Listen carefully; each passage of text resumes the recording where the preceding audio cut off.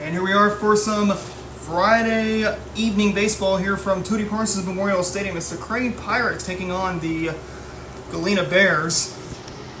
Adam Smith joining you guys here on Ozark Sports Report, the Ozark Sports Report YouTube channel.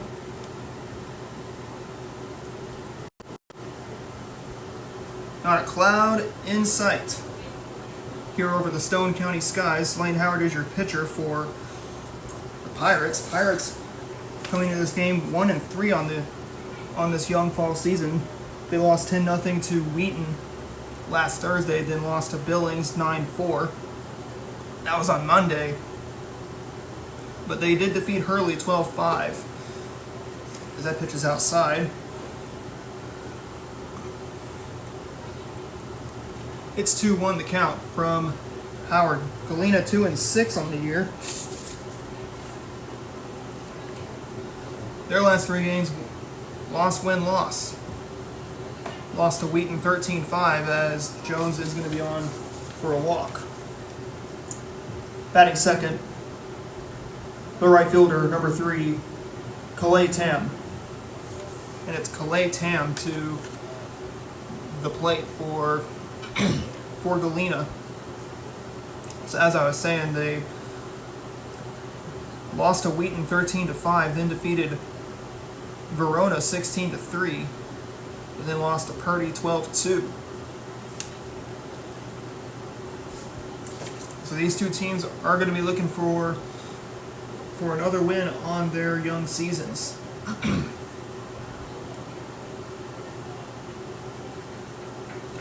For the Pirates, this is only their second home game of the fall season. Their first game on Labor Day was rained out, so they had to have their opening home game the day after Labor Day. That's when the Pirates took on Exeter. And I believe it was an 11-5 loss there for the Pirates back on September 2nd. That was last Tuesday.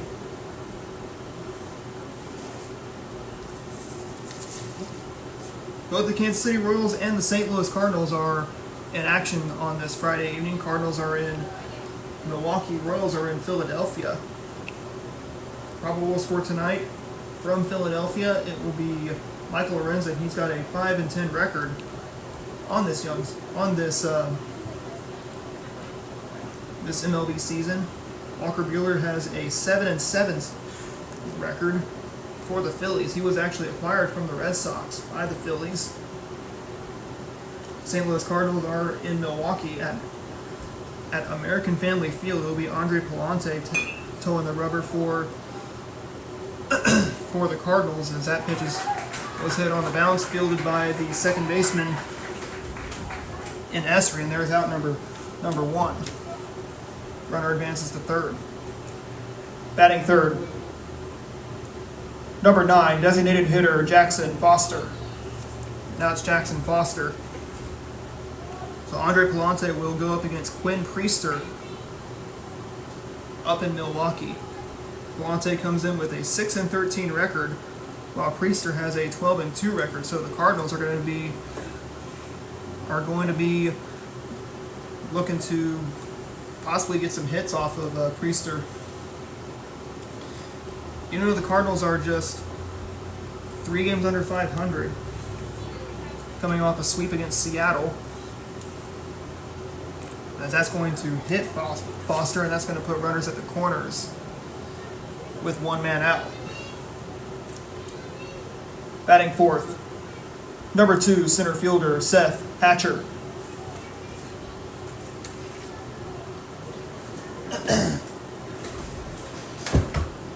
So even though the Cardinals are going to be out of the NL Central race, they are still in the National League wild card race.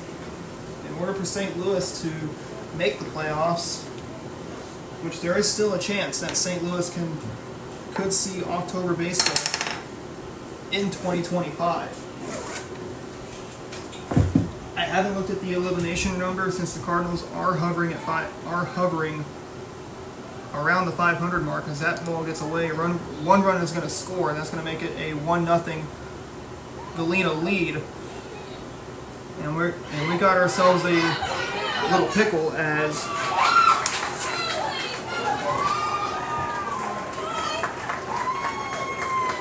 there is Foster was tagged out. Or no, Foster actually moved to second base on the rundown.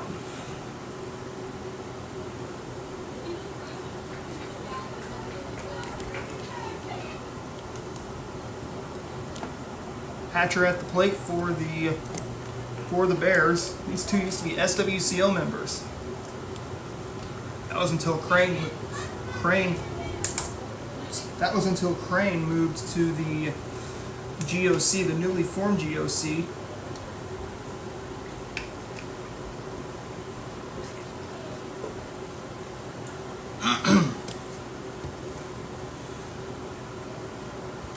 GOC conference that formed last fall.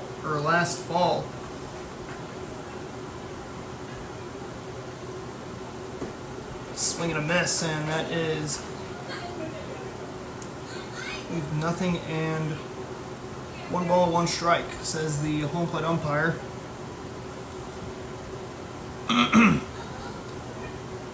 Shortstop pacing back and forth between second base and third.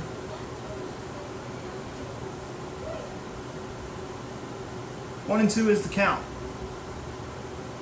Howard looks at his runner on second. Umpire calls time.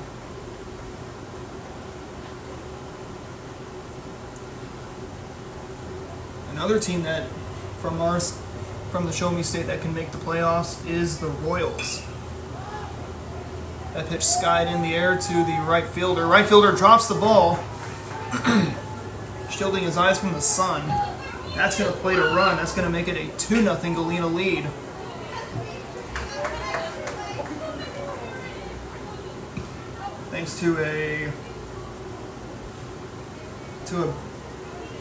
Thanks to that triple. And boy, he got moving. Batting fifth, number 12, second baseman, Aiden Keithley. Now it's Aiden Keithley to the plate.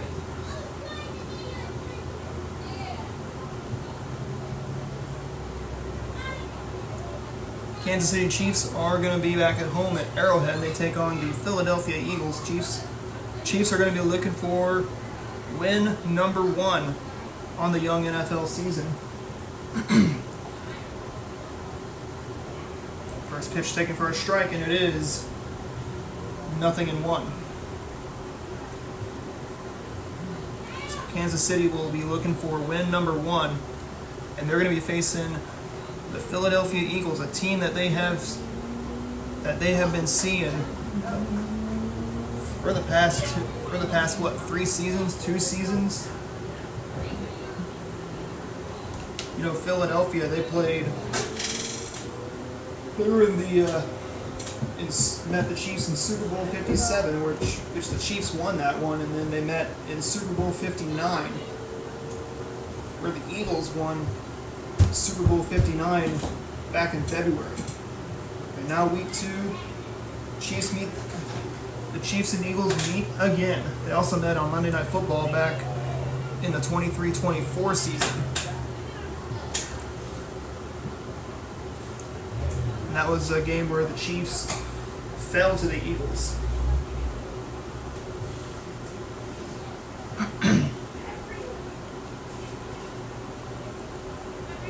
Oh, 0-2 is the count.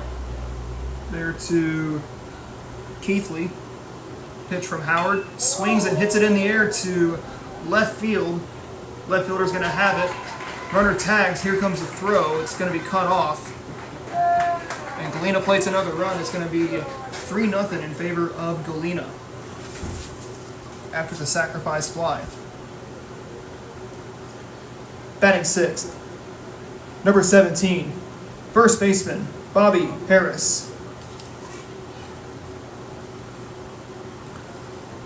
2 outs here in the top half of the opening frame. Pirates can hopefully get some runs on.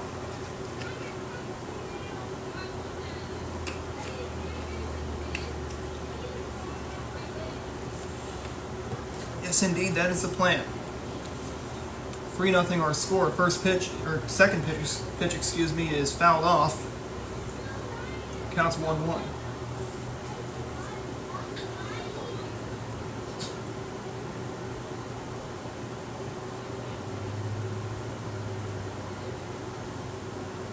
Galena with 13 players on their roster, Crane with 12.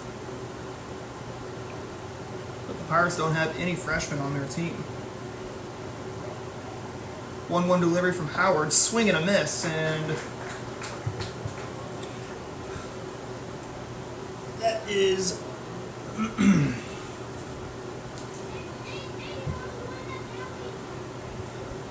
strike 2, 1-2. The next pitch, called strike 3, and that's how the side is retired. But the Pirates had to sacrifice 3. We go to the bottom of the first. It's a 3-0 Galena lead.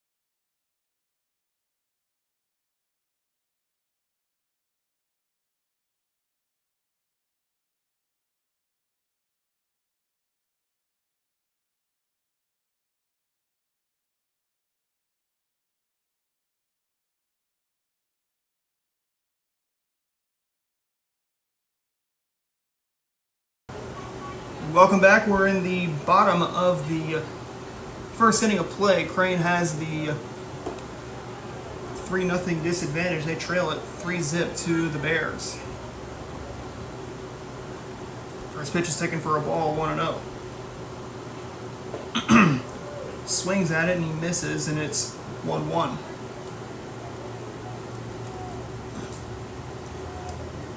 Pirates have no freshmen on their team, like I alluded to last week. 2 balls and a strike is the count.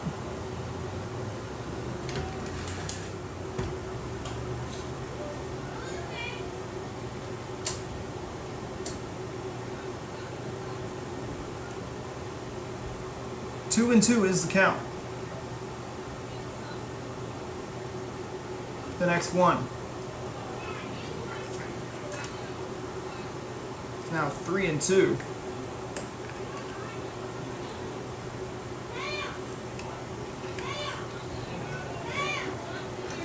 Battling now as he fouls that one off. And the count remains at 3 balls and 2 strikes.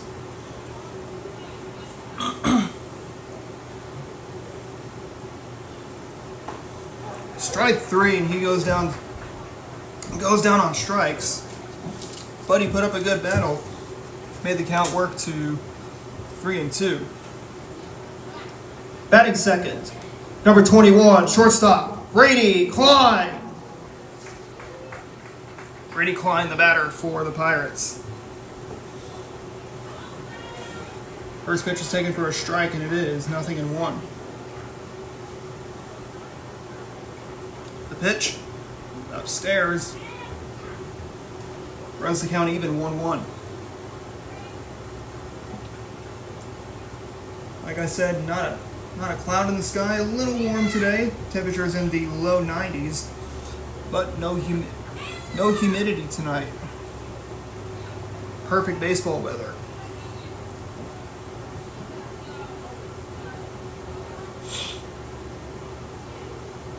The pitch swung on and hit on the ground to the shortstop.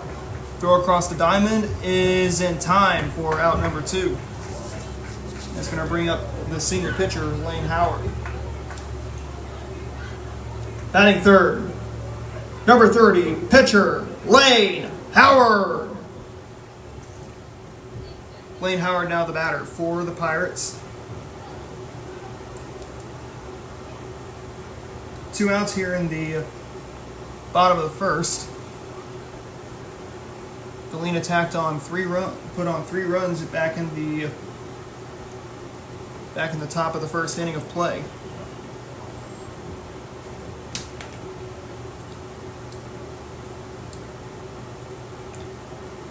The pitch swung on and fouled off. Howard in the last home game that we were at, he drove 2 pitches pretty much off the wall. One I believe was a double and the other one was a single. So he swings and hits that one on the ground to the first baseman. First baseman will tag him out, and there's out number 3, and the side is retired. So no runs for the Pirates. We head to the top of the second. It is 3-0 Galena.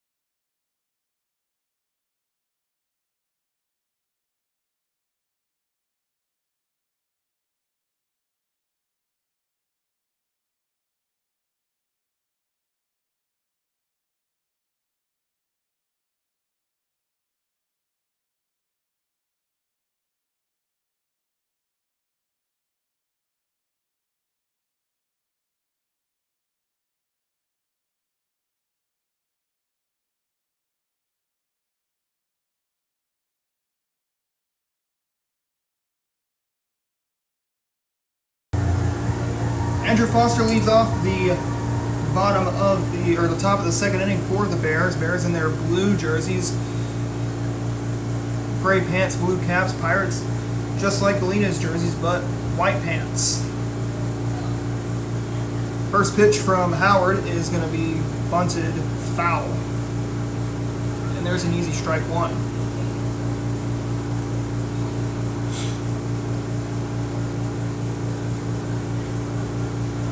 0-1 is the count. The pitch. Floats it down there for a strike.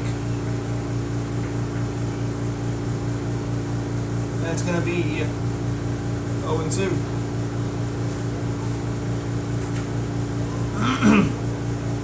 The next one, swung on and missed, and down goes Foster on strikes. There's out number 1. Batting 8th, number 8, third baseman, Joel Simpson. Now it's Joel Simpson to the plate. Bears have the 3-0 advantage here in the top of the second. The pitch is going to be upstairs, and it's ball 1. Pretty much about control for both pitchers. Got to limit the damage. Bouncing ball, and it's going to be past the third baseman. That's going to put a man on with 1 away. Batting 9th, number 1, left fielder, Dalton Fawcett. Dalton Fawcett, the batter for the Bears.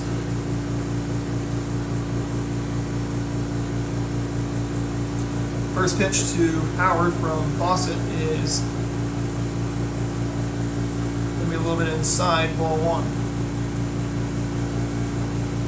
1 away here at the top of the second inning of play.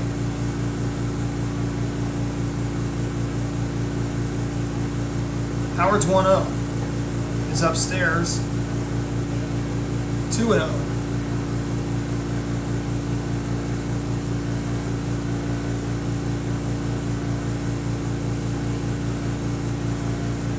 This is where you want to throw less strikes, or throw less balls, throw more strikes. Pitch.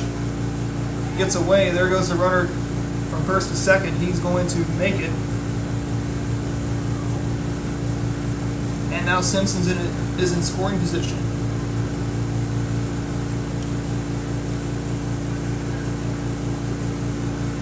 Two balls and a strike to Joel Simpson. Once again, we are looking for sponsors here on Ozark Sports Report. If you go to our Facebook page, we actually have a document about all about our information, what we're looking for, how much we are charging for each sponsor, as Fawcett is going to be drawn for a walk. Pitcher Cody Jones.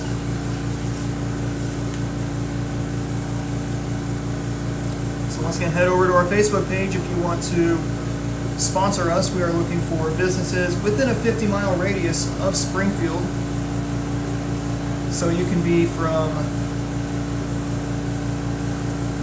Monette, you can be from Mansfield, Lebanon, Sarcoxy, Branson, Hollister. Also looking, you can look at Ava as well. Oliver, anywhere around Springfield. Give us a heads up. All our contact information is on the sponsorship document that I composed myself. If you're a business owner here in Southwest Missouri within a 50-mile radius of Springfield, we would love to shout your business out.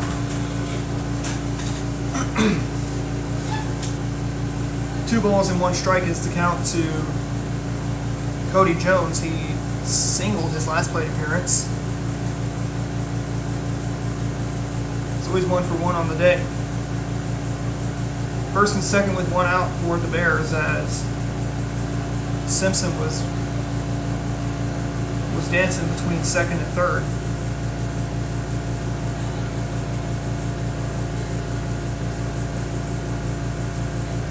Two-one is the count. Pitch from Howard is way outside.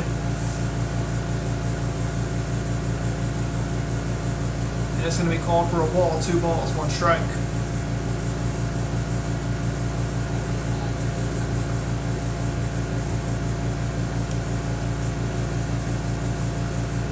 pitch, swung on and hit foul.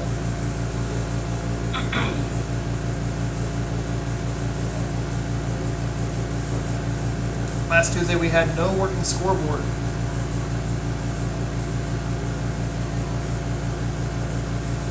Now we got a working scoreboard. This week, swings and hits it in the air to left field. Left fielder is going to have it for out number 2. The runner stayed put.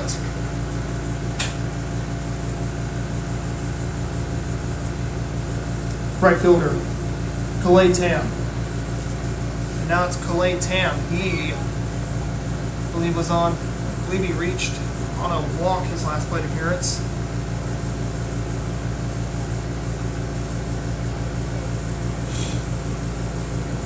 And he scored a run as well.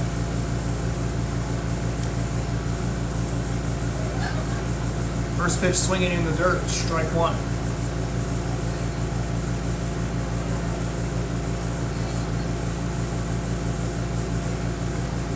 0-1 is the count, 2 away here in the top of the second. Check on the runner. Looks like we're going to have a balk called. So the runners will move to second and third.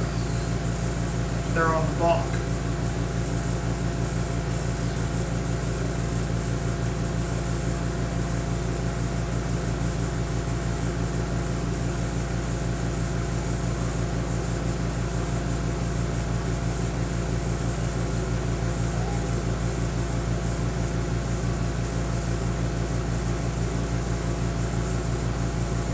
Coach Sucker will come out to protest the call, get the input of what Howard did to commit the balk.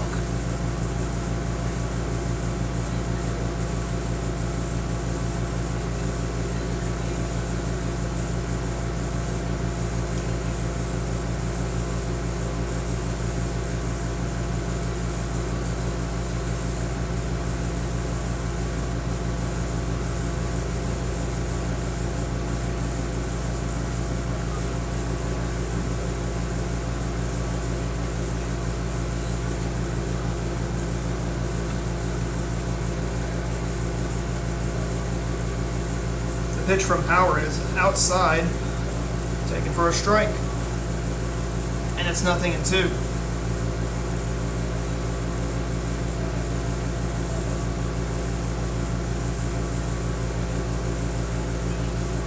Howard 1 strike away from sending this game into the bottom of the second with no runs, and he just did that. We're headed to the bottom of the second.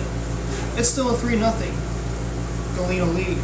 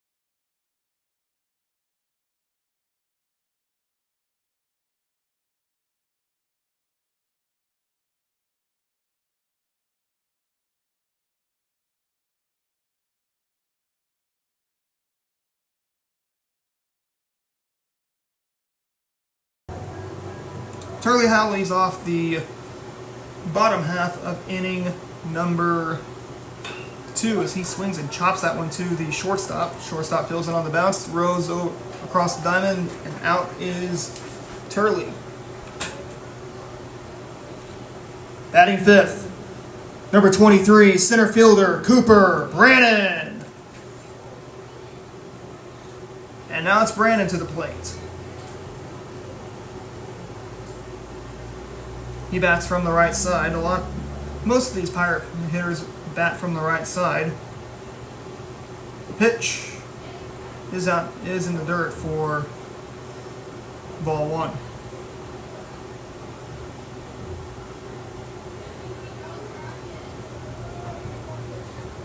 One thing I don't do during MLB The Show is I am not disciplined at the plate. I swing at just about everything. The pitch taken for a strike, and it is 1-2. The next one.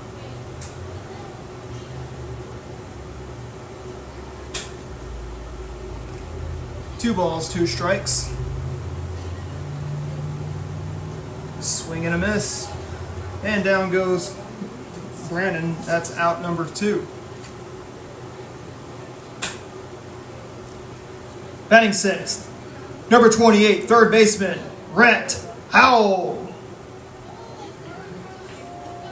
And now it's Rhett Howell to the plate. Rocks the bat up and down, swings it, hits it over the first base or pitcher's head for a base hit. That's going to drop right in front of the center fielder as it was hit on the line. We got ourselves a 2-out single. Batting 7th, number 24, first baseman, Cam Chisholm. And it's Cam Chisholm to the plate. Let's see if he can extend this bottom of the second inning. First pitch is upstairs and inside. 1 ball, no strikes. Boy, was it a good swing from Chisholm, or from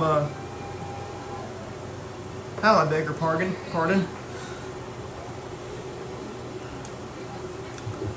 And what do you know? He is sitting on first.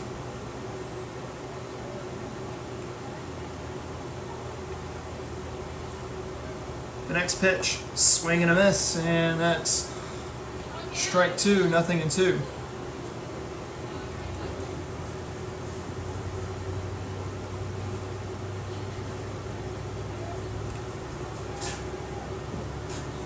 The next pitch, swings and pops it up.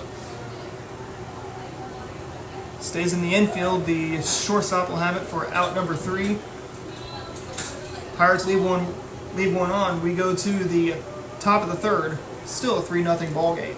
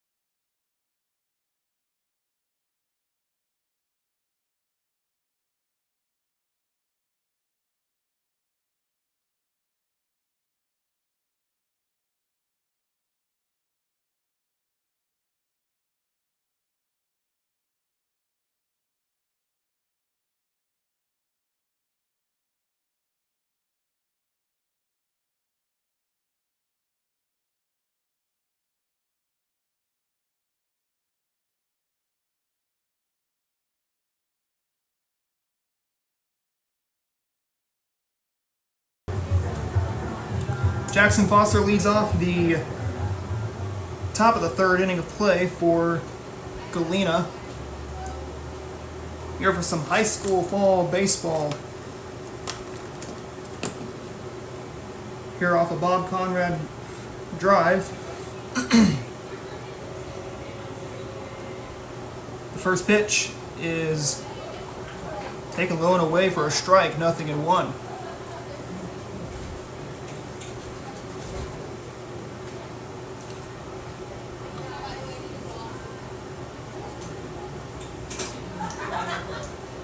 The pitch is taken for a ball, 1-1.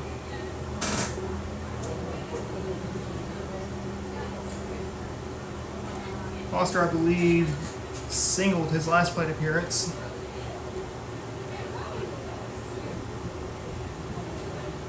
Howard's pitch is upstairs, 2-1.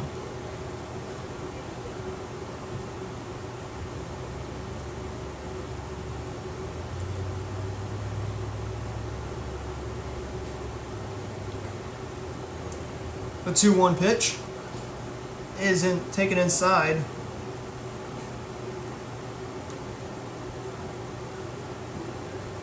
Three and one.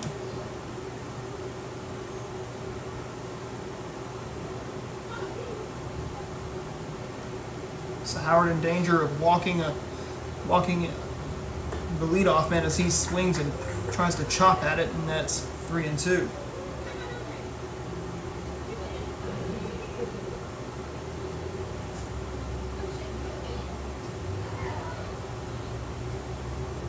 So for the Pirates, this is only their 5th game of the fall season. For Galena, this is their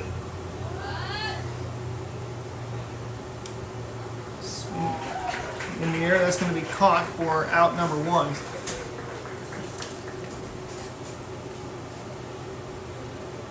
Center fielder Seth Hatcher. So like I was saying, for Galena, this will be their 9th game of the fall. They were in that Morrisville tournament at the beginning of the fall season. Pirates not usually that when they go to U.S. Ballpark, or now Ozark Mountain Sports Complex in Ozark, they didn't get to make that trip this fall.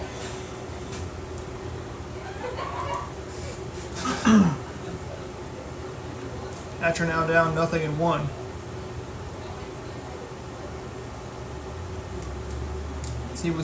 I believe he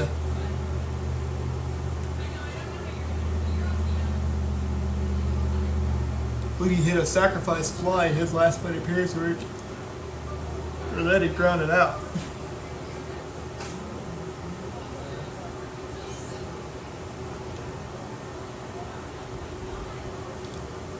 Oh, 1 is the count to Hatcher. Curveball right down there. It's going to be 0-2.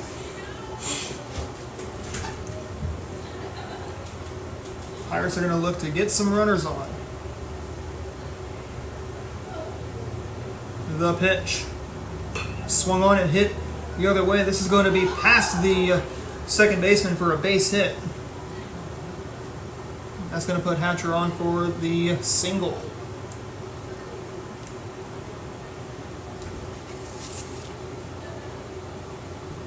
Second baseman, Aiden Keithley.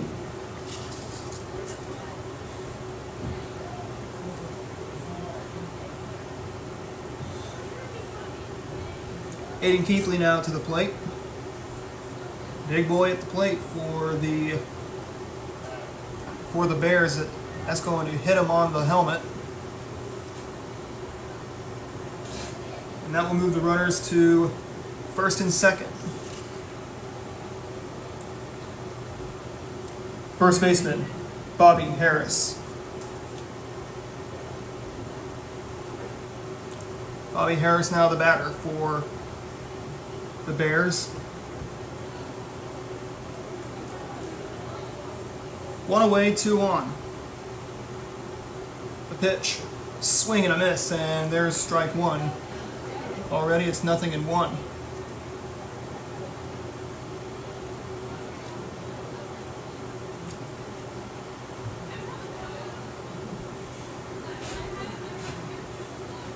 The 0-1.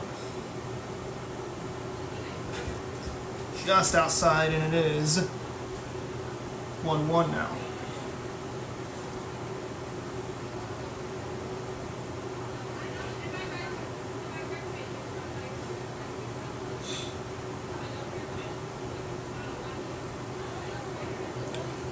The 1-1 swings and hits a chopper to the second baseman. Throw to the shortstop covering second.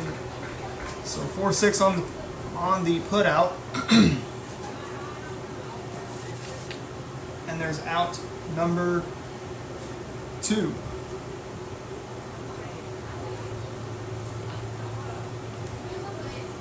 Shortstop, Andrew Foster. Now it's Andrew Foster to the plate.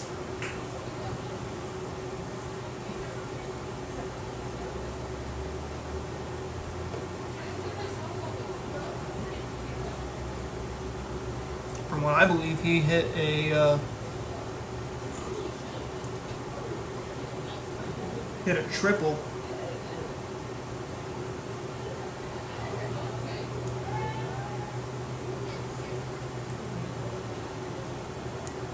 And it brought in 2 runs. Or brought in a run. Swing and a miss, and there's strike 1. It's 1-1.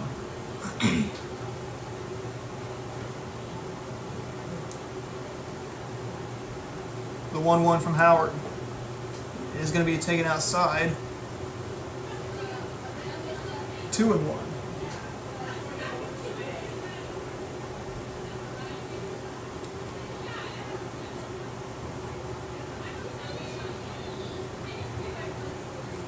A 2-1 pitch. Swing and a miss at a ball in the dirt. And it's 2-2.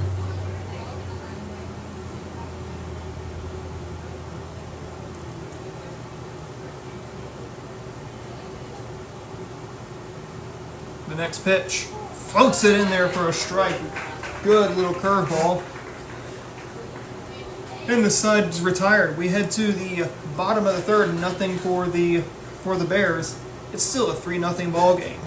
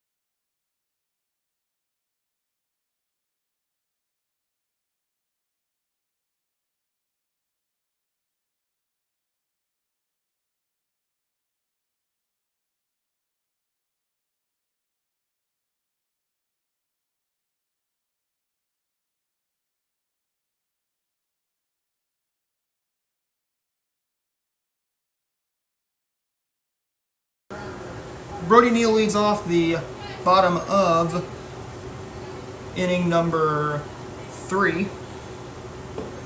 The first pitch is going to be taken for a ball, 1-0. The thing is about these pitchers' duels, they can get longer and longer and longer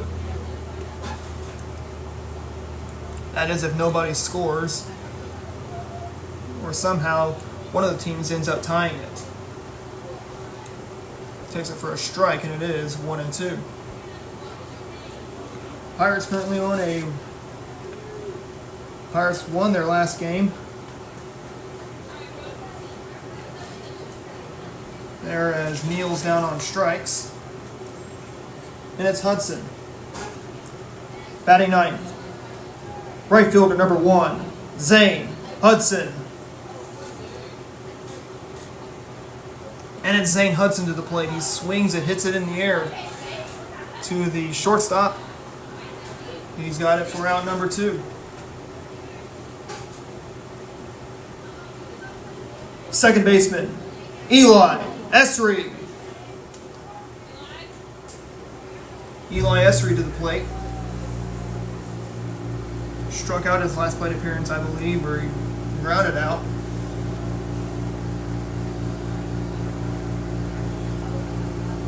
One ball, no strikes. The count to Esri.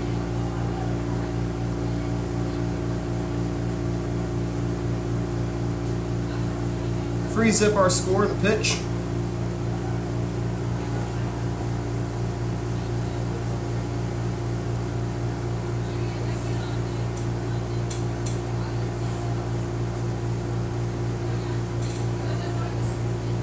The pitch swung on and hit a mile high. That is going to be gone for a home run. No, it's actually going to be a ground rule double. I thought that ball got out. So my fault. So it's a ground rule double. Shortstop, Brady Klein.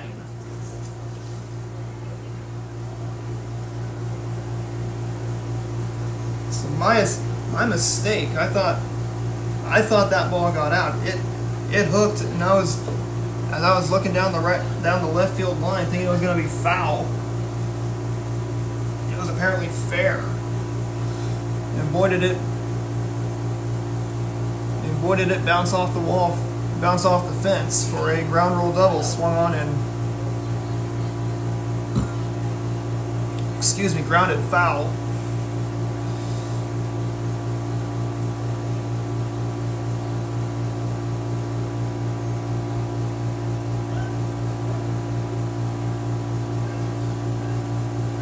One ball, one strike. 2 away here in the third. Downstairs, he watches that one. 2 balls and a strike.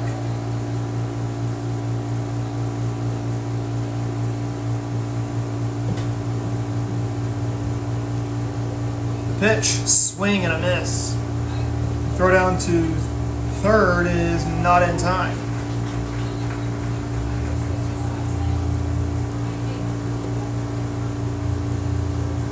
Two balls, 2 strikes. 2 away here in the bottom of the third inning of play. The pitch, swung on and hit foul again. Here comes a run scoring. That was actually a drop third strike. Run scores. And it's Lane Howard to keep the inning going as the Pirates get on the board. Pitcher, Lane Howard. Lane Howard to the plate. Grounded out his last plate appearance. He's got a runner on. That's Brady Klein. Let's see what the big man can do at the plate. He watches the first pitch come in for a ball, 1-0.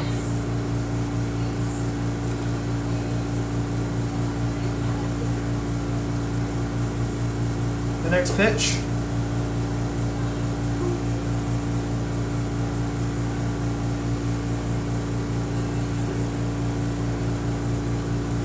Two and 0 is the count to Lane Howard. Runner goes. There goes a ball screamed foul. Almost hit a girl that was walking along the third base line.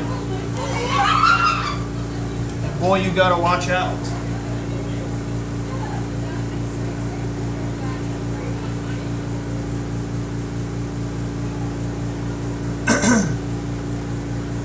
2-0. Way outside. There goes a runner moving from first to second. That's Klein. He'll stop at second base.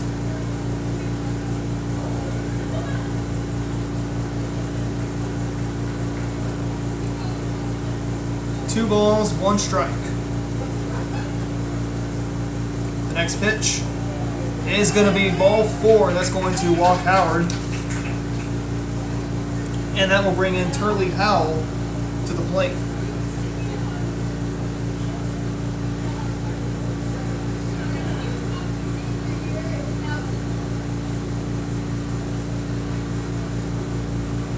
Catcher, Turley Howell. And it's Turley Howell to the plate. Let's see if he can put himself on, swung on, and fouled back.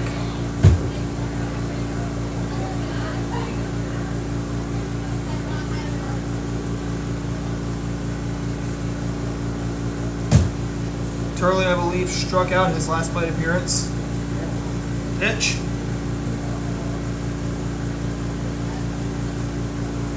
Runners will stay put.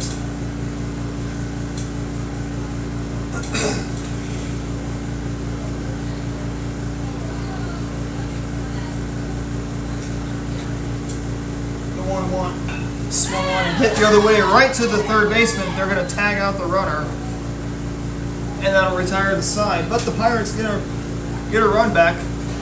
We head to the fourth, 3-1, Galena.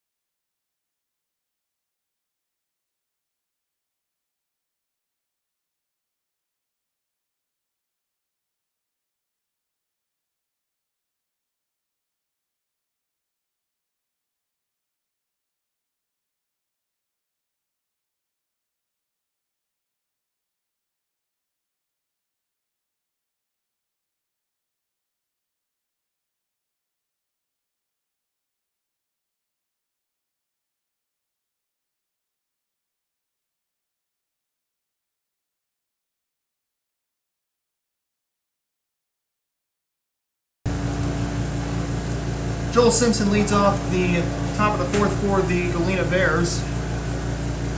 Bears had to surrender a run back in the bottom of the third. That's how our score is 3-1. That was thanks to a wild pitch or a pass ball. First pitch to Simpson was taken for a strike, 0-1. And back-to-back Ks, strike 2. 0-2 for Simpson. Swings and hits it in the air to center. Who's going to get it? No one's going to catch that one, as Brandon misplayed the ball there in center field.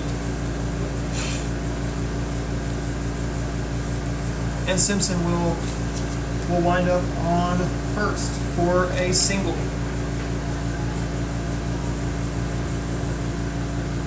Left fielder Dalton Fawcett.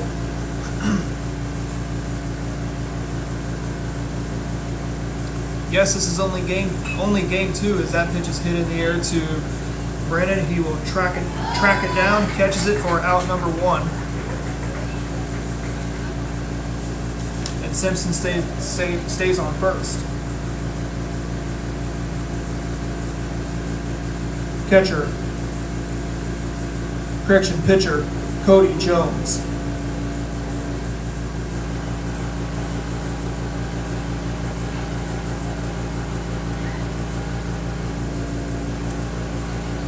First pitch to Jones is going to be outside, 1-0.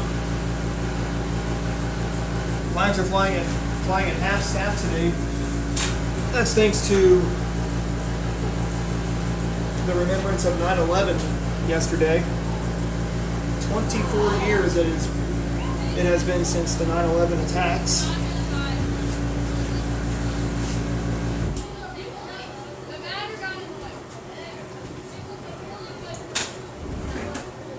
So yes, 24 years ago, none of these players were born yet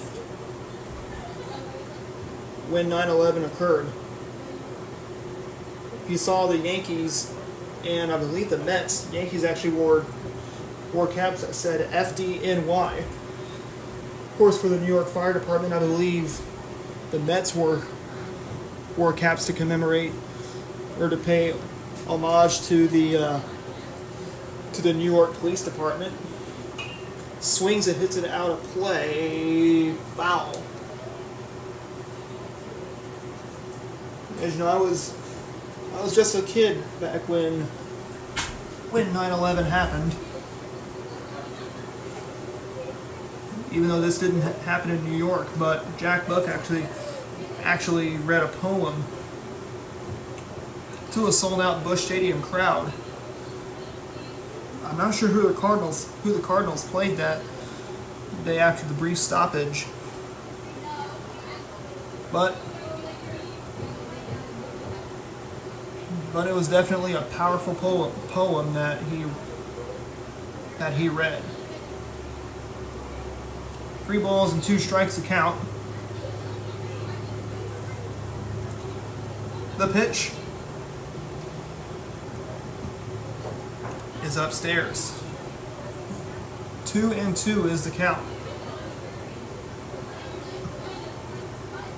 1 out here in the top of the 4th.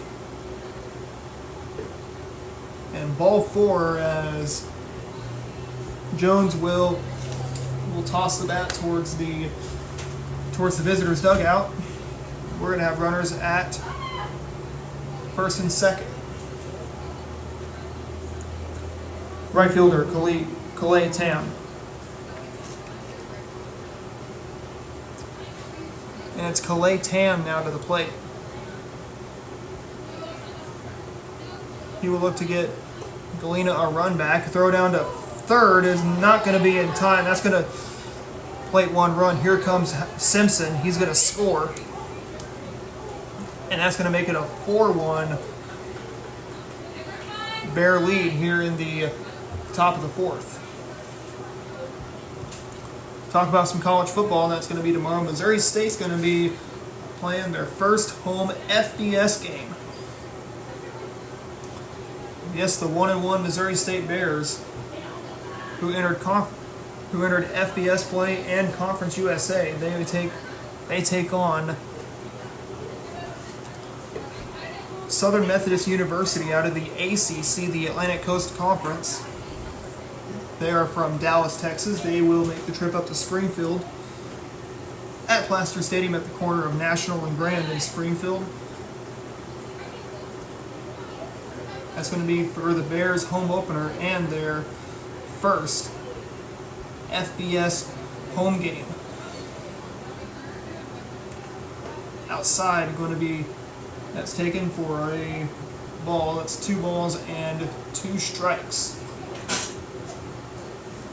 Bears that took a thrashing against USC in week 1. But they were able to rebound, defeating Marshall by a score of 21-20. Whereas Tam is down on strikes, that will bring in the batter in Jackson Foster. Designated hitter Jackson Foster. Even though I'm not a Missouri State fan, but hey, if the Bears could make it to a bowl game their first year as an FBS program, that could say something. That could say something for the Bears. They need 6 wins to become bowl eligible. But even though the college football playoff is pretty far in sight for the Bears, I'm not saying it's impossible, but it is possible. That pitch is hit on the ground. That's going to retire the side.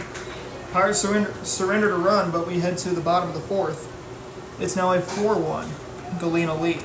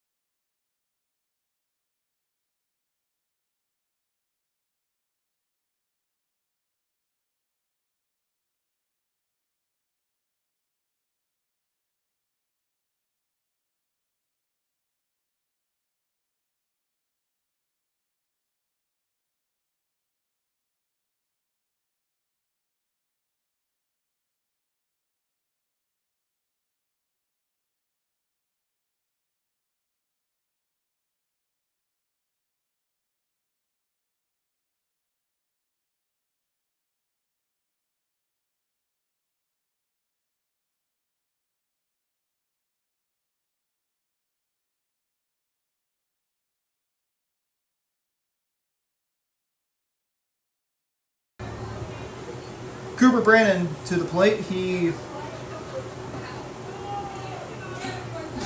will look to get himself on. He grounded out, I believe. Pirates took some good swings. That pitch is going to be hit on the ground to the shortstop. Shortstop feels it, throws it, and there's out number 1.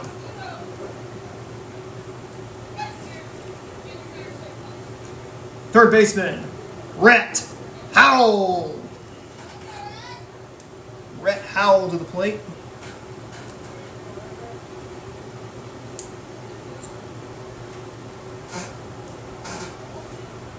So back to what I was saying about the Missouri State Bears and them hosting their first FBS game at Plaster. That's, of course, at the campus of Missouri State University in Springfield. It's going to be a test for Mo State. As like I said, they welcome SMU. SMU, if you recall, they actually made the college football playoff last season. From what I believe they lost to Clemson. Swung on a hit on the ground. That's going to be fielded by the shortstop. Throw on to first. There's out number 1.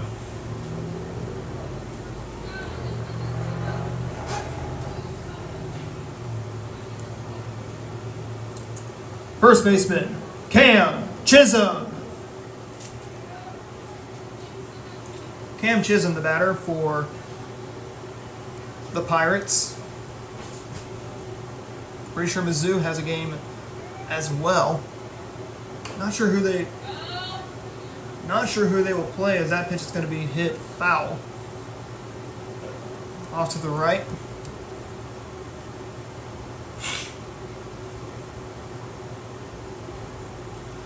If I'm correct, I believe Missouri will play.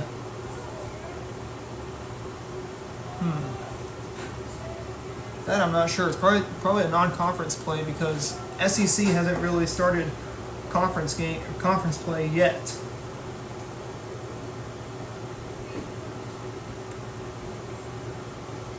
Two balls and no strikes is the count. 2 away here in the bottom of the 4th inning of play. Both Galena and Crane traded runs. If you're not familiar with these two, they're about 9 miles apart from each other. They used to be conference rivals. Crane used to be in the SWCL. Galena still in the SWCL.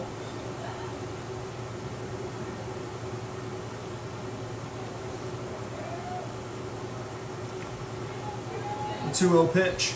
Swing and a miss, and down goes Chisholm, and we head to the top of the 5th. Nothing for the Pirates. It's still a 4-1 Galena lead.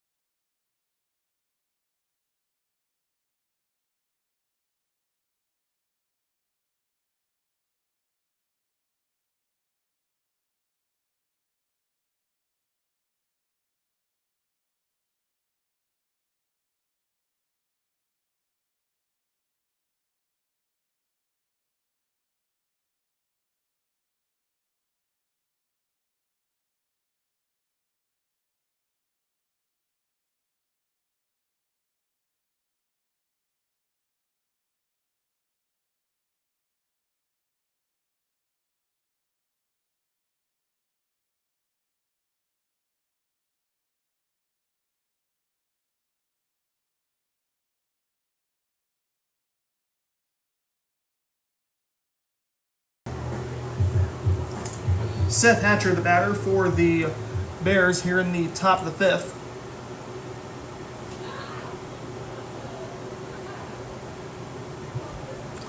So I got the opponent of who Missouri will play in week 3 of college football action. It will be the University of Louisiana, the Raging Cajuns. I believe they are in the Sun Belt.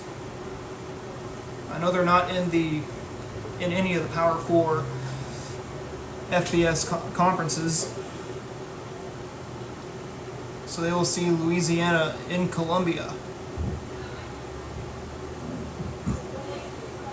And I believe after that, that's when everybody will start conference play. That'll be next week, week 4. You know, my college team, the University of Oklahoma, will travel to the Lincoln Financial Field in Philadelphia, and that's when they will see Temple. 2 balls and 2 strikes is the count to Hatcher. Galena, after this game, will be in the Crane Fall Woodbat Tournament. They take on Fordland.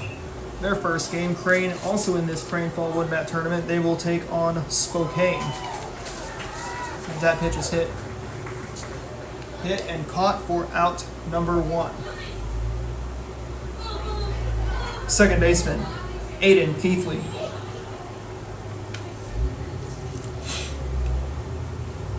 Aiden Keithley now strides in, batting from the right side.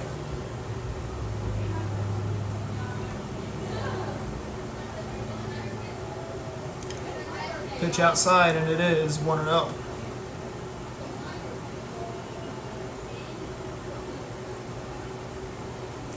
We will have all the games on the Crane side of the Crane Fall Wood Bat Tournament. Pool play starts on Monday.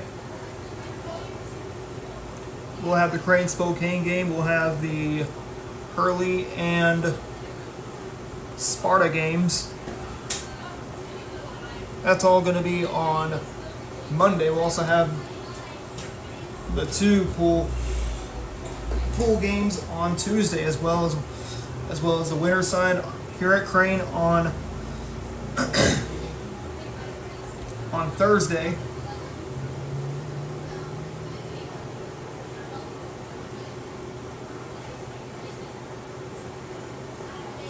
As that ball gets away.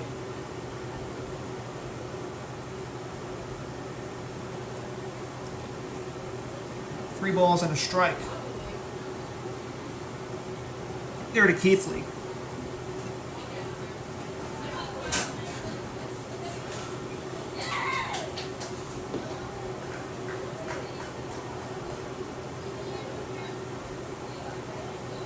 Now 2-2 the count to Keithley.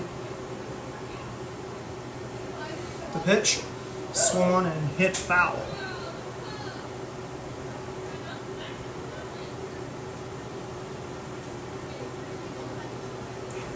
Three balls, 2 strikes the count. 1 out here in the inning. The pitch, swing and a miss. Tried to chop it, had a pitch outside, and there's out number 2 here in the 5th.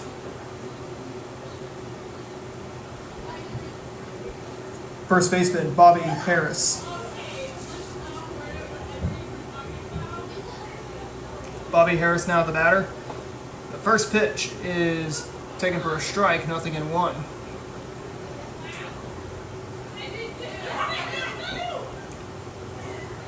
No updates so far from Citizens Bank Park here in Philadelphia.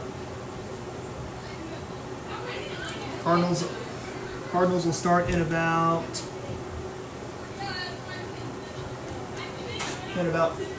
45 minutes or so. That's from American Family Field in Milwaukee. Unsure if the Cardinals will make the postseason. I mean, I don't think any Cardinal fans would want to see the St. Louis in the postseason. They just want to get this season done and over with, get John Mozeliak out of the Cardinals front office, bring in Chaim Bloom to take over as president of baseball operations. 3-1 pitch is taken for a strike. He thought it was going to be ball 4, but instead it's 3-2.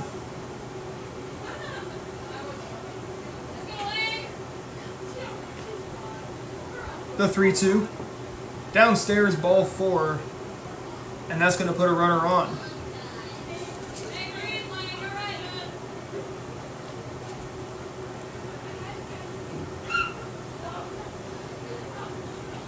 Shortstop, Andrew Foster.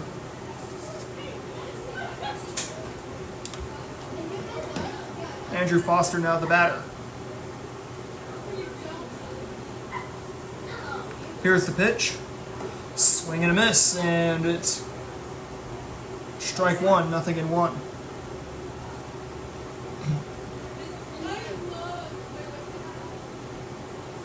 Oh, 1 is the count. The pitch swung on and hit foul. Sun's starting to set here at Tootie Parsons Memorial. It's the site where the Crane Fall Wood Bat Tournament will commence next week. We'll have games on Monday, Tuesday, Thursday, Friday, and Saturday. As that is going to be strike 3. Foster is down on strikes. And that retires the side. We go to the bottom of the 5th inning. Still a 4-1 Bear lead.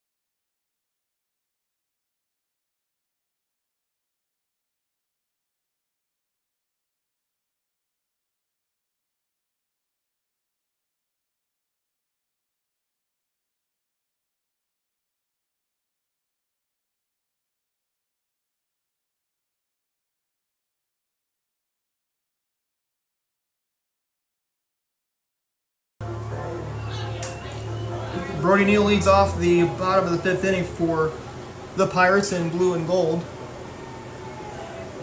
The pitch, swing and a miss, and that's strike 1, 0-1.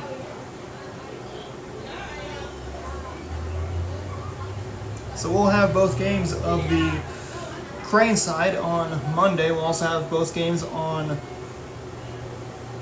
Tuesday, on Thursday, Friday, and Saturday.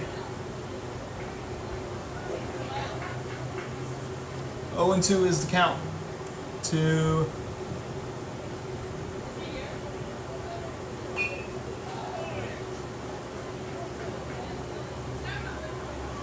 here to Neal.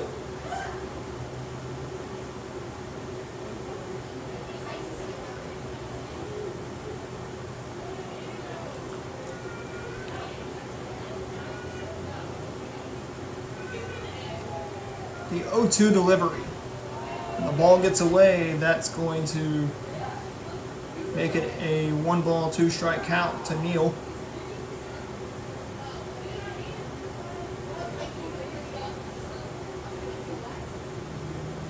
Let's see if Neal can get himself a trip around the bases. But he goes out on strikes. There's out number 1. Right fielder, Zane Hudson.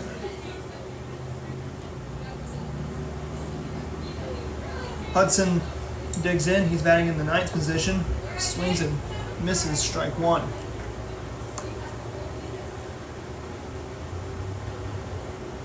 One out here in the bottom of the 5th.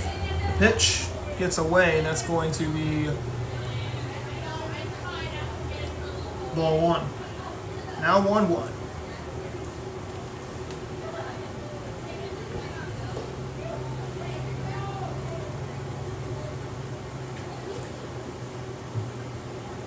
Two balls, no strikes to count to Zane Hudson.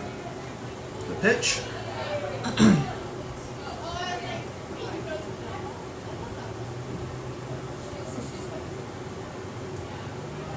3-0 is the count. 1 out, the pitch. Oh, that's going to hit Hudson. That's going to put him on here in the bottom of the 5th. So we're going to have 1 out, 1 man on. For the Pirate leadoff man in Eli Esri. Second baseman, Eli Esri.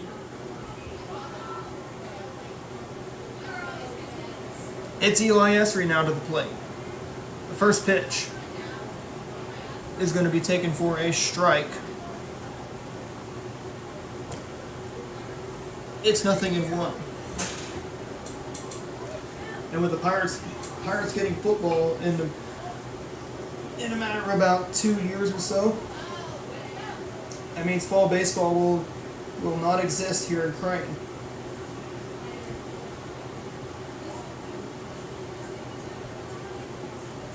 Owen 1 hits the count to Esri. The pitch downstairs, and that's going to make it now a 1-ball, 2-strike count.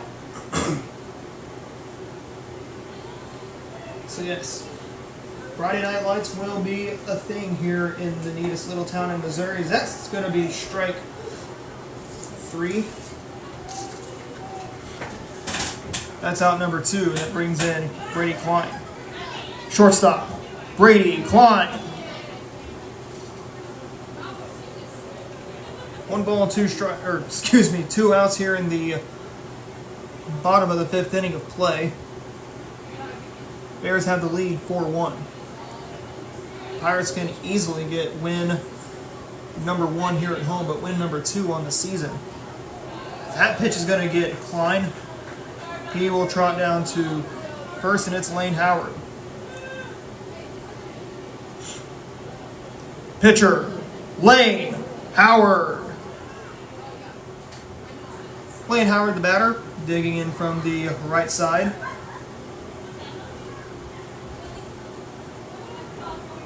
Walked his last plate appearance. Umpire calls time. Currently 1 for 1, or 0 for 1, excuse me, for Lane Howard.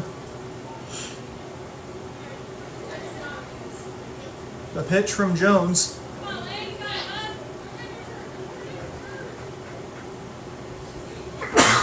Excuse me. 0-1 the count to Howard.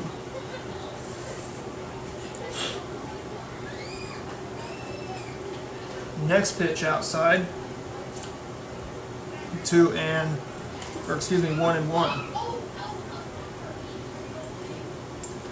The count there to Lane Howard, as that's going to be strike 3. And that retires the side. We head to the top of the 6th as the Pirates couldn't get anything going. It's still 4-1, Galena.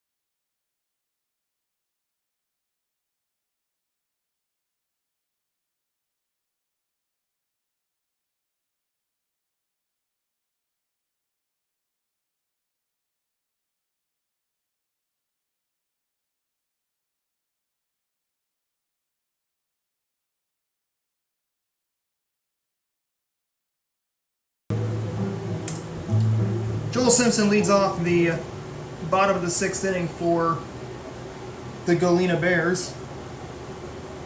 Another college football game that will be going on this week. It's going to be the Arkansas Razorbacks taking on the Ole Miss Rebels. That will be in Fayetteville.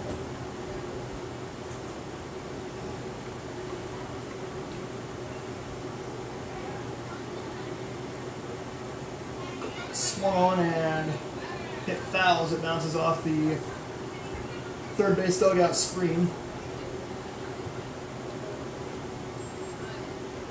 1-1 the count to Simpson. The pitch is now 2-1. The count there on Joel Simpson.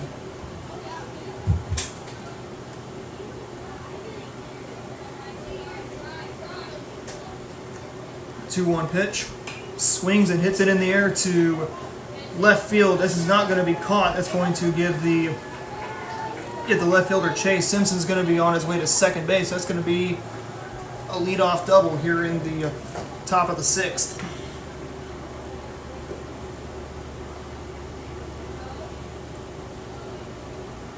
And it looks like that'll be it for Lane Howard. He's given up 4 runs. Kept damage to a minimum through about 5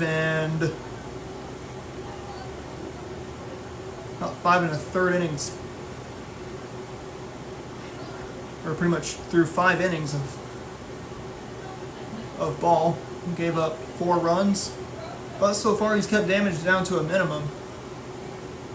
Only blemishes were in the top of the 1st and in the top of the 4th. So we'll have a new pitcher for the Pirates. We'll see who it is.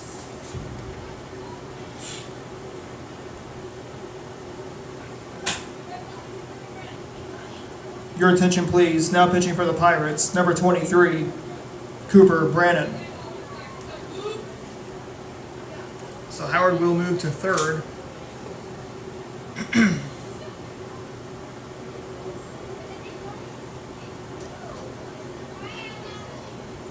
And Howell, I believe, Red Howell, I believe, moves to center field on the pitching change.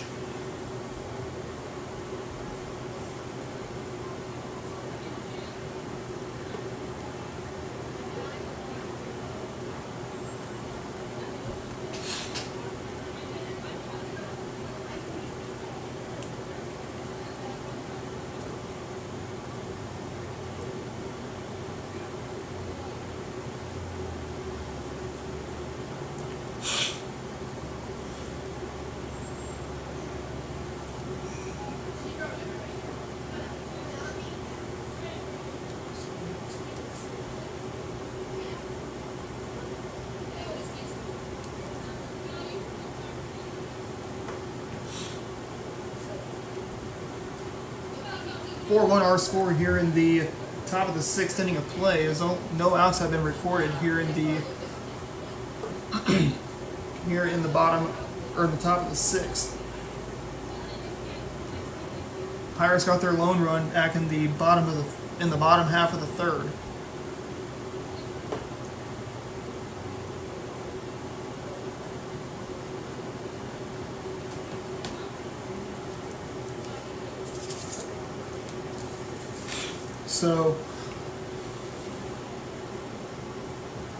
So Brandon will be tasked with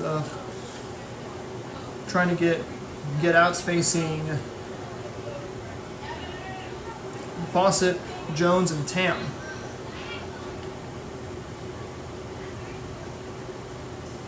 Left fielder Dalton Fawcett.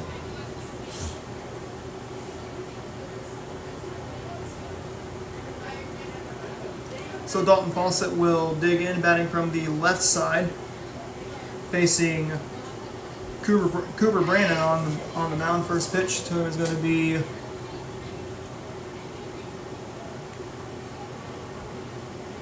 a ball, 1-0. Next one, swing and a miss, strike 1. Brandon working fast through in between his pitches.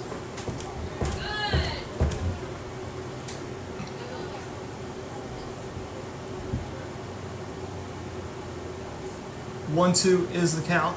The next pitch just misses, and it's ball 2. 2-2.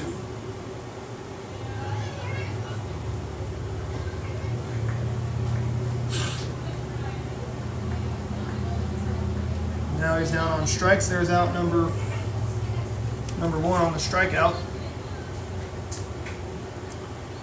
Pitcher Cody Jones.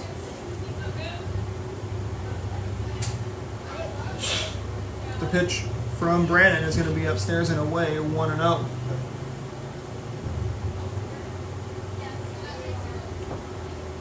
Runner on second, that's Joel Simpson. The pitch, swing and a miss, and that's strike 2. Nothing into, or excuse me, strike 1, 1-1. Ball gets away, throw down to third. They don't get him, he's safe.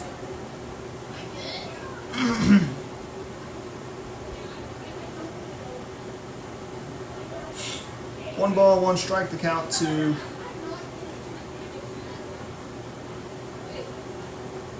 there to Simpson, or excuse me, to Jones. The 2-1 pitch, way outside, but the runner does not advance on the wild pitch.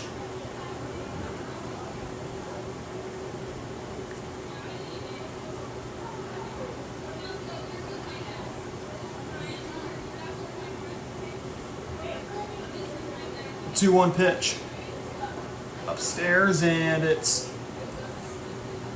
3-1. Now it's ball 4. So Jones is going to be on with the walk. Right fielder Calais Tam.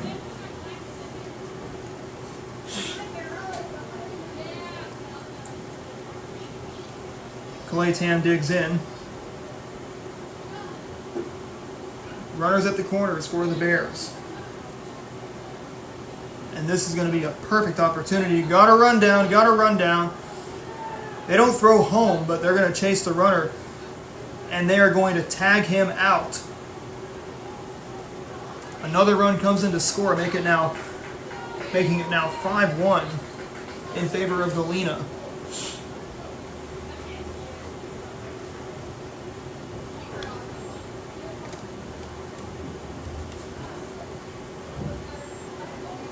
One away here in the, or excuse me, 2 away here in the top of the 6th. Galena leads at 5-1. Here's the pitch. Swings and hits it in the air to center. Who's going to get it? The second baseman has it for the final out of the inning. But the Bears get another run. We head to the bottom of the 6th. It's a 5-1 Galena lead.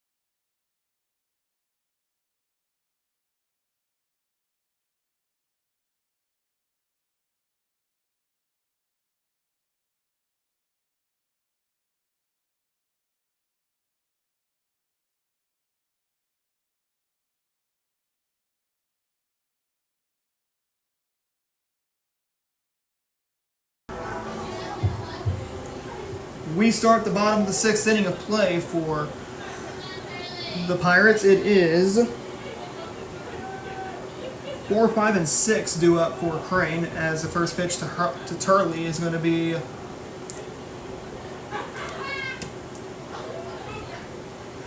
ball, 1-0. The next one swung on and hit foul behind him. Strike 1, 1-1.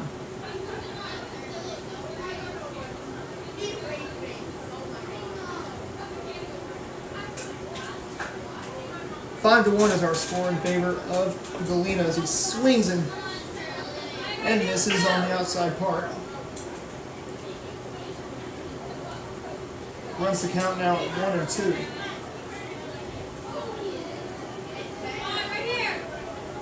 The pitch to Howell. Floats it in there for strike 3, and there's out number 1.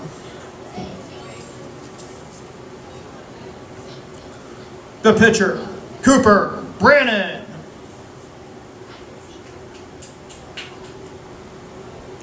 Five to 1 is our score in favor of Galena. The pitch. It's going to be taken for a ball, 1-0. The next one, swing and a miss, and it's 1-1.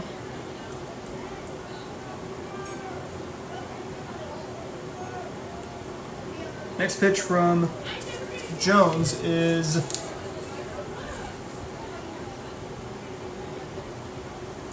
going to be a strike now, 1-2. Next pitch swings and golfs it in the air to shallow center. The shortstop will make that catch on the run. There's out number 2.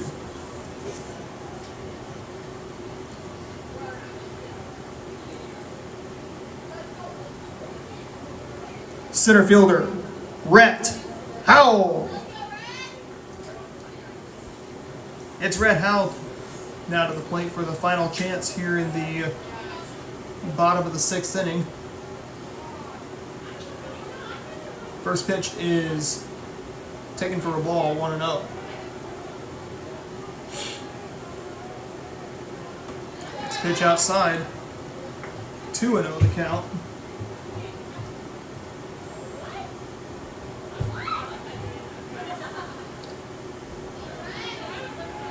The 2-0. Downstairs, and it's going to be 3-0 the count. There to Rhett.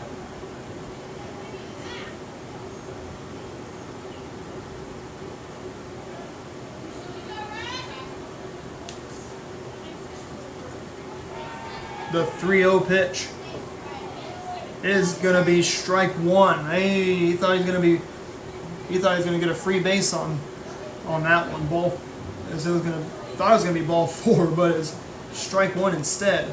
But you get another chance to take ball 4. That's ball 4. He'll take a walk. And we're going to have a runner on first with 2 away. First baseman, Cam Chisholm. And now it's Cam Chisholm to the plate. 2 outs here in the bottom of the 6th inning of play. Bears have the advantage. It's 5-1. The first pitch swings and hits it in the air to the first baseman in foul territory. Ends the inning for the Pirates, and we head now to the top of the 7th. It's still a 5-1 Bear lead.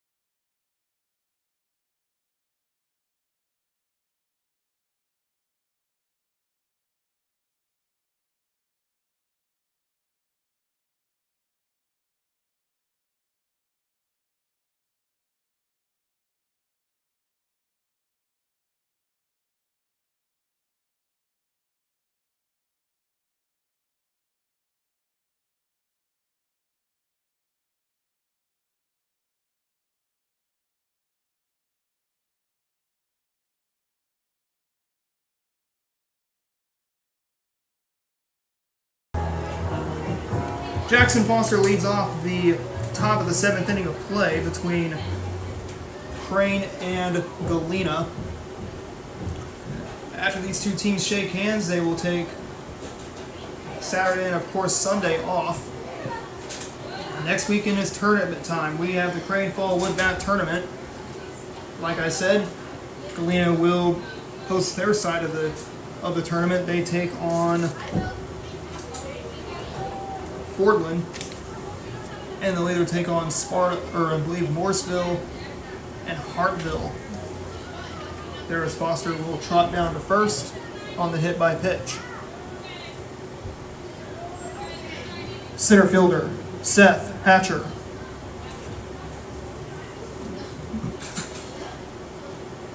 So Seth Hatcher will be at the plate.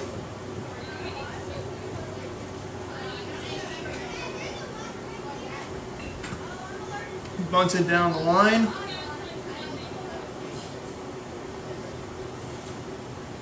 But it's going to be foul ball for Hatcher. We could see these Galena Bears if they win their pool.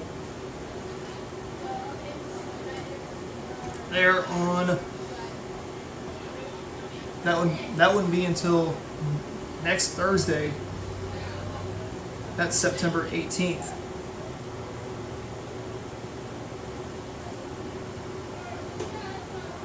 Throw down to second is not going to be in time.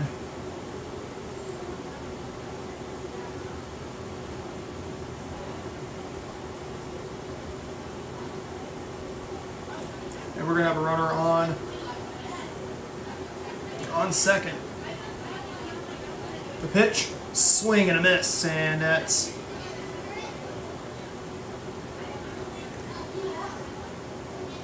going to be strike 2, 0-2. The 1-2 swung on and hit on the ground to the third baseman Howard. He throws across the diamond, easy money, and there's out number 1. Second baseman Aiden Keithley. Aiden Keithley now the batter. Of course, the Galena Bears are still in the SWCL.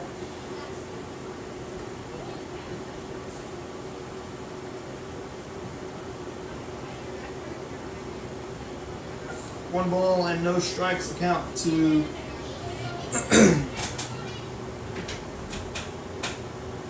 there to Keithley. He hits 5th in the Bears lineup.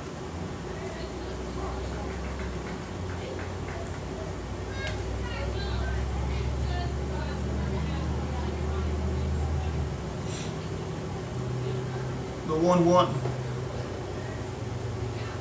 Just inside, and it is 2 balls and a strike.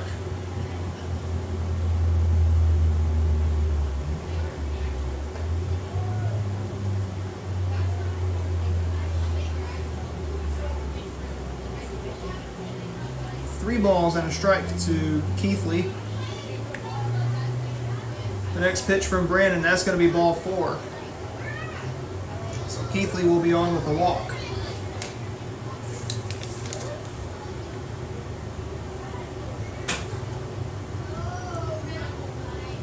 First baseman, Bobby Harris.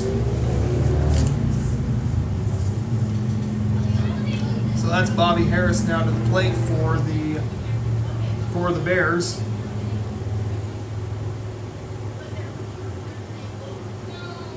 Like I said, Bears lead it 5-1 here in the 7th.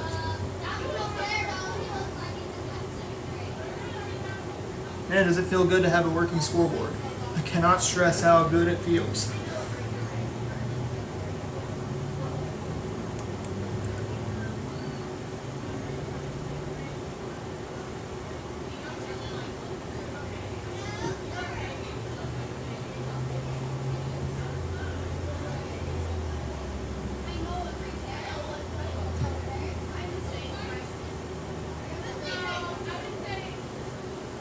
One away here in the 7th as he swings and hits that one foul. Strike 1. first and second with one out. As this is a familiar situation that the Pirates have been in. They've had first and second, I believe, 3 times tonight, counting this current situation. 0-2. Let's see if Brandon can slam the door here. The pitch right down Maine. That's going to be strike 3. And there's 2 away.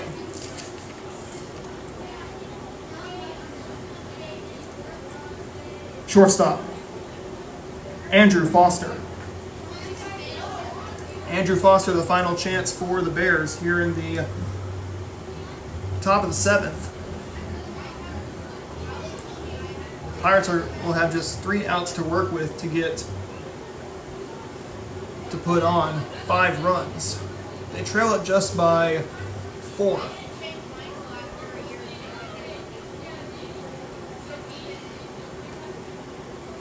Both the middle infielders jog back and forth and pace back and forth.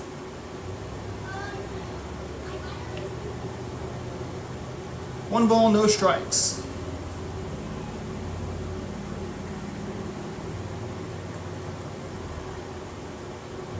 Two outs here in the bottom, or in the top of the 7th. The pitch floats in for a strike. For a ball, 3-0.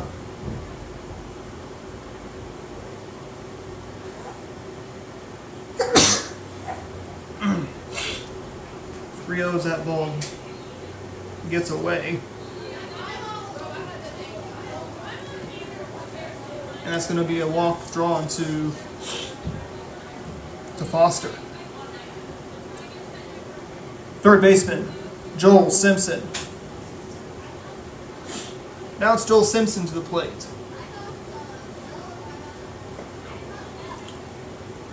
He can be tasked to keep the top of the 7th alive.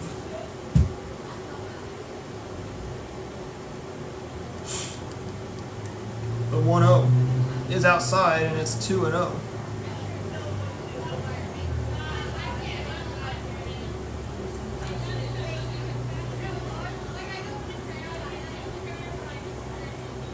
The 2-0 pitch, swing and a miss, and that is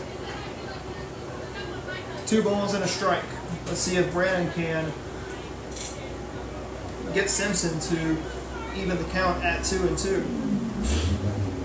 The next pitch swung on, and that's going to be hit the other way. That's going to be a base hit right in front of the right fielder. That's going to plate 1 run. Here comes another. And the Bears extend their lead. Now it's 7-1 here in the top of the 7th. Left fielder Dalton Fawcett. And it's Dalton Fawcett. He can most definitely bring Simpson around. Simpson's going to take off. Are they going to get him? Are they going to get him? Run already scores. Makes it an 8-1 Pirate lead, and they tag Simpson out. But a run scores, and we head now to the bottom of the 7th inning. Final chance for the Pirates as they trail it 8-1.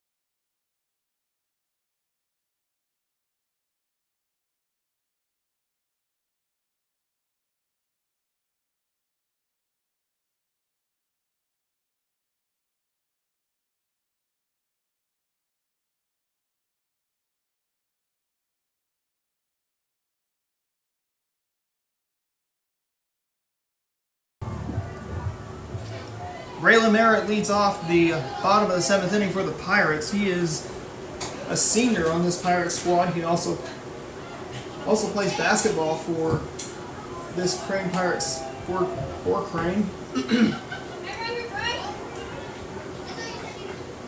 Already now down 0-2. The pitch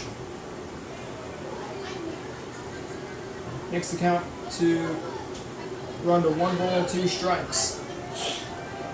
The next one, strike 3, and down goes Merritt for out number 1.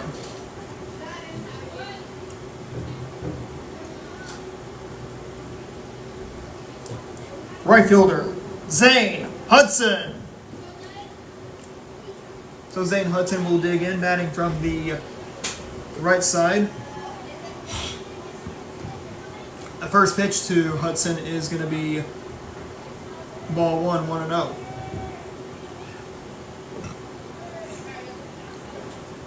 Simpson fires.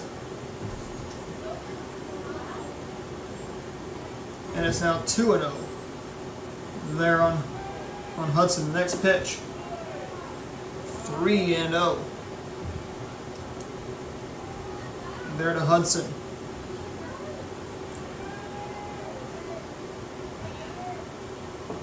Next one, and that will be ball 4, and that will put Hudson on.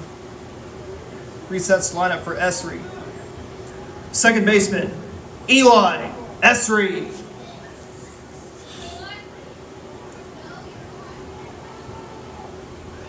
The first pitch to Esri is inside,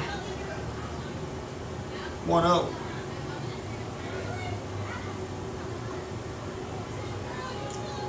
Man on, that's Hudson.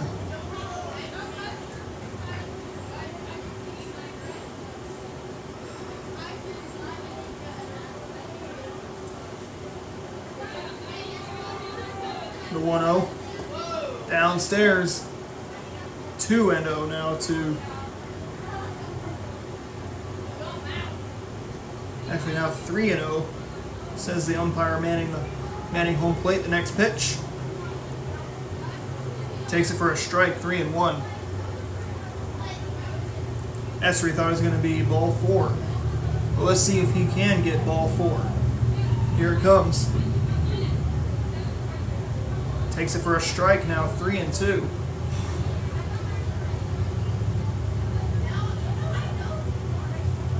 Bears are 2 outs away from securing win number 3. That pitch is going to be hit over the second baseman's head for a base hit. That's going to send 2 runners around the diamond. One that's going to make it now second and third with nobody out. And that's going to bring in the batter, Brady Klein, to the plate. Shortstop, Brady Klein. 1 away here in the bottom of the 7th inning of play. Pirates have runners at second and third.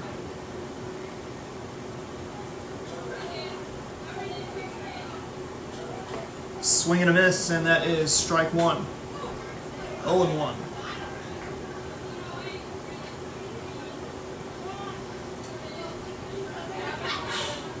Next pitch.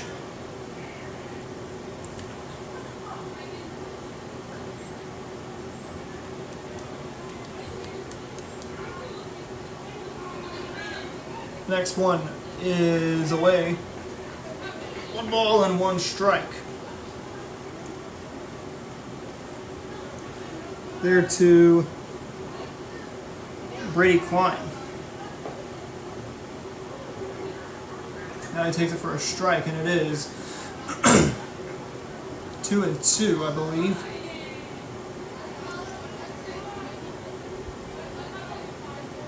The 2-2 pitch. Swing and a miss on the drop third strike, throw to first. And they drop the ball. No out will be recorded. So now we're going to have bases loaded for Lane Howard. But Durham McGowan is going to make a pitching change. And that's going to be it for Cody Jones. Not a bad outing for Jones today. gave up just 1 run in about 6 1/3 innings pitched.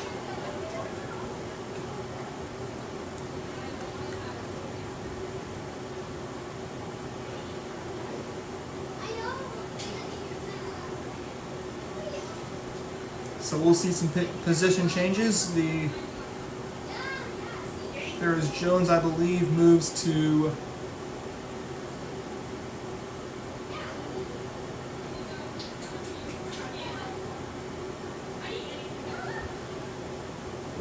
will move to center field, I believe.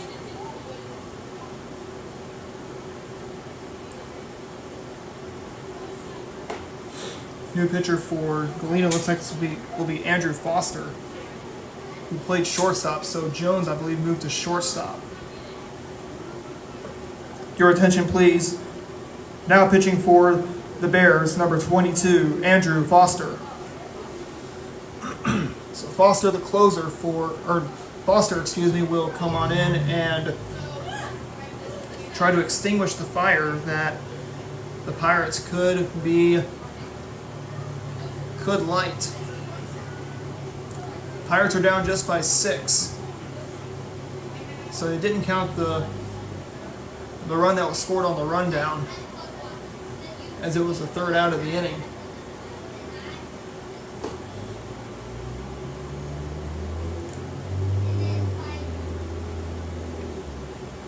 One out here in the bottom of the 7th inning. Pirates can walk it off here, but they're going to have to get to work. They will have to score at least.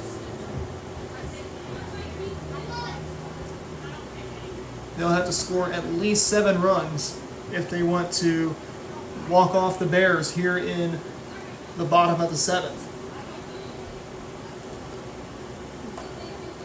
It is possible. They got Howard coming up. They have Turley Howell coming up and Cooper Brannon coming up. Third baseman, Lane Howard. Lane Howard will be tasked to bring home a couple, possibly 3. He's got the power. He can drive a ball. Let's see what he does. The pitch to him is going to be outside, or downstairs, excuse me. Lane holds the runners. 1-0. If a batter is hit, if a batter is walked, that's going to give Crane a run.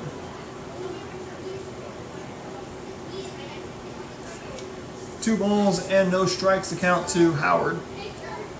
Pitch swung on, and that's going to be hit to the shortstop. 1 run scores. Second for 1. Safe! Howard is safe. They score a run. It's 7-2. Now in favor of Galena. It's going to bring in Turley Howell now to the plate. Catcher, Turley Howell. Turley Howell digs in. Bases are still loaded, runners are at the corners now.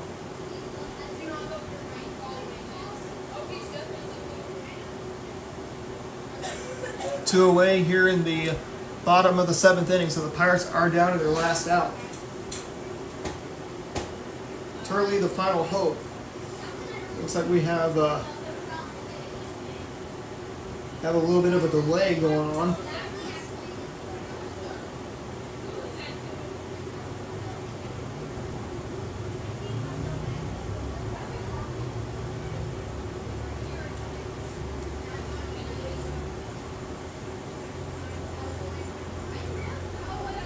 Looks like they were swapping out, I believe, batting gloves for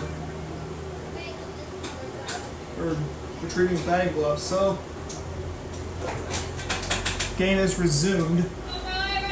Turley at the plate, he wails the bat up and down. Let's see if he can give Crane a couple more runs. That would be great for the Pirates. Runner goes. There goes Howard. No throw. Did not get him. Everybody is safe. Runners are in scoring position for the Pirates. And let's see if Turley can bring him home. We shall see. 2 away here in the bottom of the 7th inning as Howell swings at that one. It's 0-1. Let's see if Howell can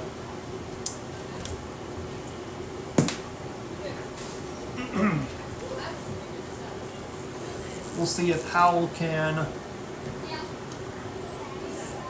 extend the game.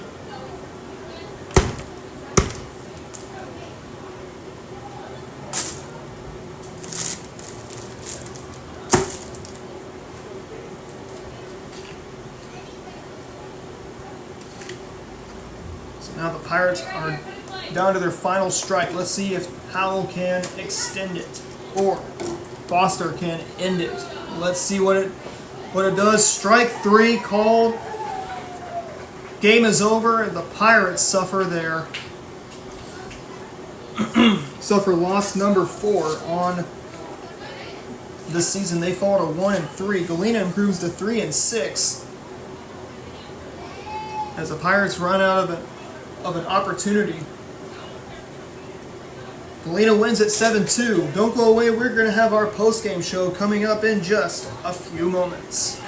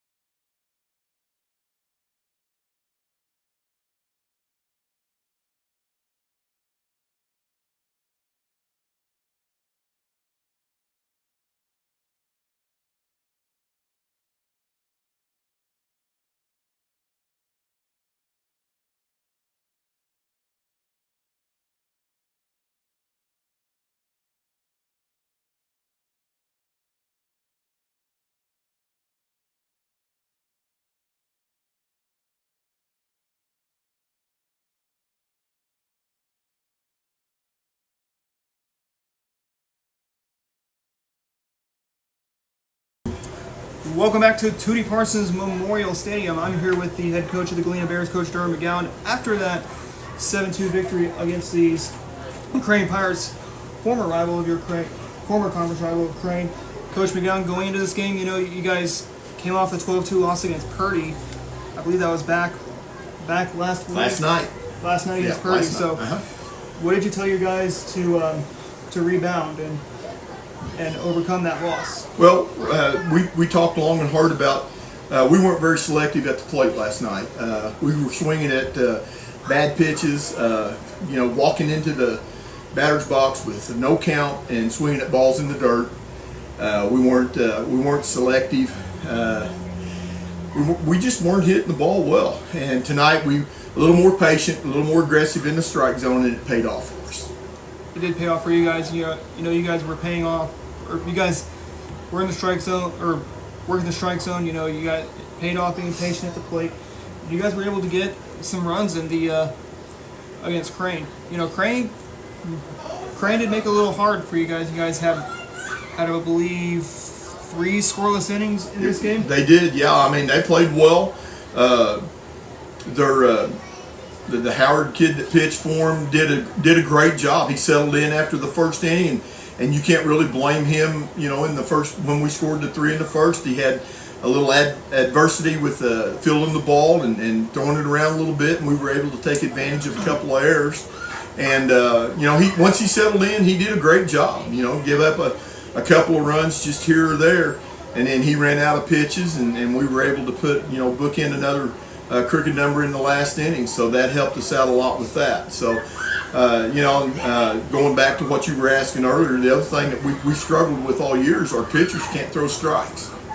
Cody come in tonight, and Cody Jones did a great job of throwing strikes, staying ahead in the count, and I told all of them out there in the huddle after the game that we haven't had a clear number 1 starting pitcher all year long, but Cody took a big step tonight in becoming that number 1. Cody Jones did become that number 1 pitcher. He is something that a Major League Baseball manager wants out of their ace. Oh, absolutely. Go in, pitch about 6-7 innings. Even though you guys do play 6-7 innings, he pitched into the 7th. And like you said, your offense was able to back him up. Yep. So, what was he mostly pitching on the mound? What was he throwing to these Crane hitters? Most of it, he stayed fastballs, but he kept the ball down, and then he would surprise them every now and then with a good breaking pitch. His breaking pitch tonight was one of the best that he's thrown in quite some time, and he kept him off balance that way. So, just a good job. And I mean, we got to throw our sophomore catcher in there too, because he calls the games. And he did a great job of calling the game and keeping Cody in place and doing what we needed to get done. Crane Fall Woodbat tournament coming up next week. You guys host your pool. You guys will take on Fordland. Fordland, a Summit Conference member. What do you guys know about Fordland? What will you guys be expecting when you guys take on Fordland? They're a solid team. I mean, that Summit Conference is a great conference. They always are perennial good teams coming out of there. We've played Fordland in the fall and in the spring for the last 3 or 4 years. It's always a very competitive game. I think we went to their place a couple of times and win by a run, and they've come to our place a couple of times and win by a run. So it's always a competitive game when we get together with them. So I look for another competitive game. Coach Waterman does a great job with them over there, and I expect them to come over and play some of their best baseball, and hopefully we do too. Carry forward, you had to say to Coach Britton Tucker of the Crane Pirates after that 7-2 loss they had. What would your words be to Coach Tucker? Hey, just hang in there. I know, he's got some young kids. They're going to gel. That's what this fall is all about. We're kind of in the same boat that we want to be. We're trying to find the combination that's going to work for us in the spring. And so just hang in there and keep working at it. Don't give up. And build your program from here, into the spring. Appreciate the time, Coach McGowan. Congratulations on that win against Crane. Hey, maybe we'll see you next week for the Crane Fall Woodbat. I hope so. Thank you, Coach McGowan. That will end tonight's live stream. For tonight, we'll be back on the air on Monday, Tuesday, Thursday, Friday, and Saturday here from Crane. here at Tootie Parsons Memorial Stadium. One final time, Adam Smith from the Ozark Sports Report saying so long from Tootie Parsons Memorial Stadium. Have a good night, everybody. We'll see you back here on Monday for the Crane Fall Wood Bat Tournament.